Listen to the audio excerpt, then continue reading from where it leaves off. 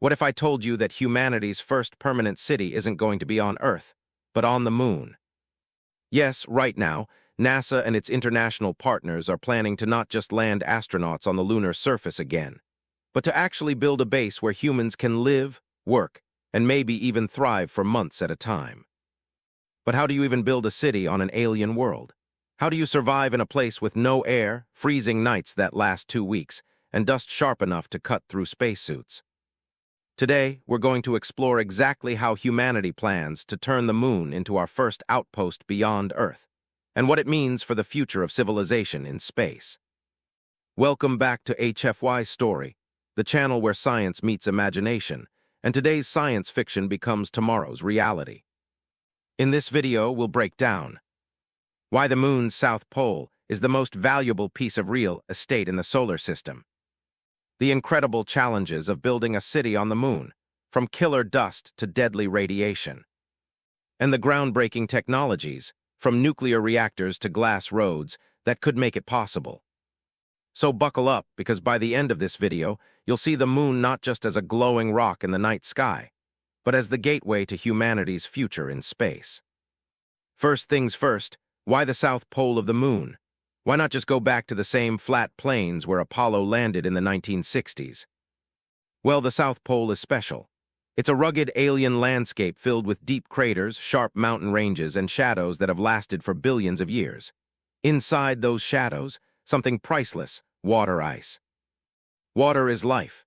It's drinking water, breathable oxygen, and even rocket fuel if you split it into hydrogen and oxygen. Without it, a permanent base on the Moon would be impossible. And that's why NASA has already identified 13 potential landing sites in this region for the Artemis program. But there's a catch. The same geography that makes the South Pole so fascinating also makes it one of the most dangerous places a human has ever tried to live. Before we talk habitats, power plants, or even rovers, we need to deal with one thing: dust.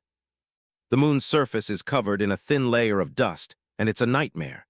Every grain is sharp like broken glass, and without wind or rain to wear it down, it just stays that way forever. During Apollo, lunar dust tore up spacesuits, scratched helmet visors, and even clogged equipment. It sticks to everything, and when rocket engines fire, it gets blasted everywhere. Apollo 12 landed nearly 200 meters away from a probe called Surveyor 3 and still managed to sandblast it with dust kicked up during landing. Now imagine trying to build an entire city where spacecraft are landing, rovers are driving, and astronauts are walking around every day. If we don't solve the dust problem, the Moon will eat our technology alive. So what's the solution? Roads, landing pads, hardened surfaces. Some researchers even suggest using a special spray the military nicknamed Rhino Snot to stabilize lunar soil. But the long-term solution: melting lunar dust into solid glass. Using lasers or giant magnifying lenses called Fresnel lenses, we could literally melt the surface of the Moon into smooth, glassy landing pads and roads. It's slow, but sustainable, and it could turn the chaotic dust bowl of the Moon into the foundation of our first space city. So once the dust is tamed, how do we actually move around the Moon? Meet the Lunar Cruiser, a pressurized rover being developed by Japan's space agency, and think of it as an RV for the Moon. Astronauts won't need to climb in and out of spacesuits every time they travel. Instead, they'll hop into the rover, sealed from the deadly vacuum outside, and drive. This vehicle can support 2 astronauts on a road trip for up to 30 days. It's powered by hydrogen fuel cells, and it could become the lifeline that connects different parts of a lunar settlement. Picture this: a network of glass roads, with lunar cruisers shuttling astronauts between habitats, labs, and landing sites. The Moon might not have freeways like Earth, but it will have the first interplanetary highways. All right, so now we can land safely and get around. But where do we live?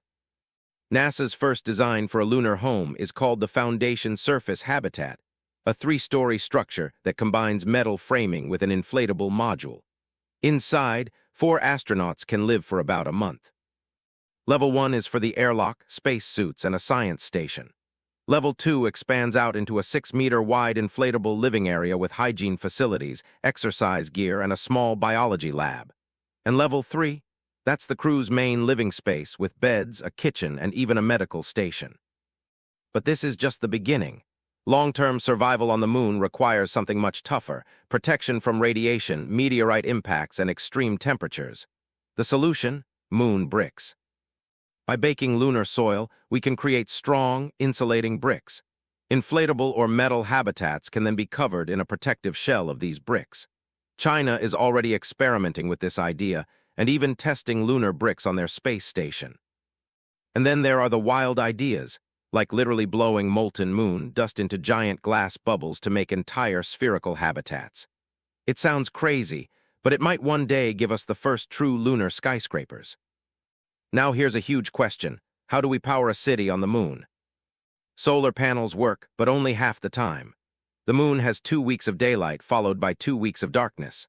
During those nights, temperatures plunge to 170 C, and most solar-powered missions never wake up again.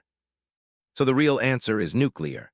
NASA's Fission Surface Power project aims to build small, car-sized nuclear reactors that can provide 5,100 kilowatts of power, enough to run a small factory or keep an entire lunar habitat alive. Rolls-Royce is even working on for space. These reactors would sit in permanently shadowed craters where they'll never overheat.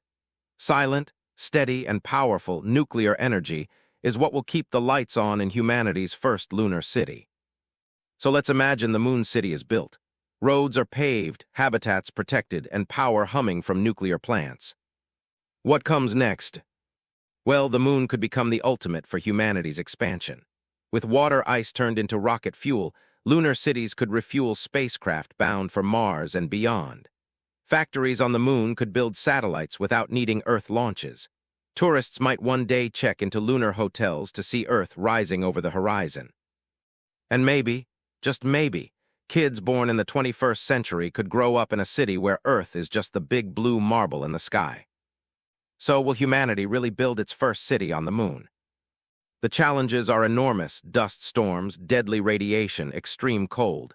But the solutions are already being tested and the plans are real. The moon base isn't science fiction anymore. It's the next step in the story of humanity. And who knows, maybe one of you watching this will be among the first settlers to call the moon home. If you enjoyed this journey into the future, don't forget to like this video, subscribe to HFY's story, and hit the bell icon so you never miss our next adventure into space and science. And let me know in the comments, would you live on the moon if you had the chance?